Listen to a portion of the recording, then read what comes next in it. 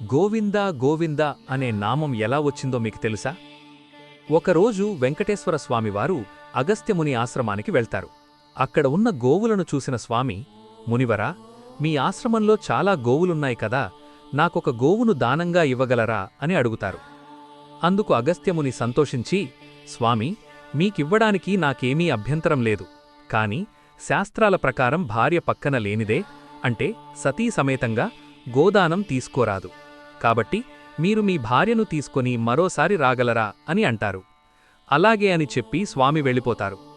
కొంతకాలం తర్వాత స్వామివారు తన సతీమణి పద్మావతి అమ్మవారితో కలిసి మళ్లీ ఆశ్రమానికి వస్తారు.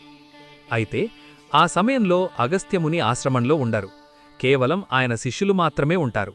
అప్పుడు శ్రీనివాసుడు వారితో ఇలా అంటాడు: మీ గురువుగారు నాకు గోవునిస్తానని వాగ్దానం చేశారు. నన్ను సతీ సమేతంగా రమ్మన్నారు. అందుకే నా భార్య పద్మావతితో కలిసి వచ్చాను అని చెబుతారు. కాని ఆ శిష్యులు, మా గురువుగారి అనుమతి లేనిదే మేము గోవులను ఇవ్వలేము అని నిరాకరిస్తారు. దాంతో అలిగిన శ్రీనివాసుడు తన కొండవైపు, అంటే తిరుమల వైపు వేగంగా నడుచుకుంటూ వెళ్ళిపోతాడు. కొంతసేపటికి తిరిగి వచ్చిన అగస్త్యముని విషయం తెలుసుకొని గోవును తీసుకొని స్వామి వెనుక పరిగెత్తుతారు. ఆ మునిగి శ్రీనివాసుడిని పిలుస్తూ, స్వామీ, గోవు ఇస్తా, గోవు ఇందా, అంటే గోవును తీసుకో, స్వామీ గోవింద అని కేకలు వేస్తారు.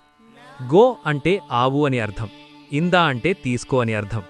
అలా గోవు ఇందా కాస్త కాలక్రమేణా గోవిందా నామంగా మారిందని ఒక ప్రతీతి.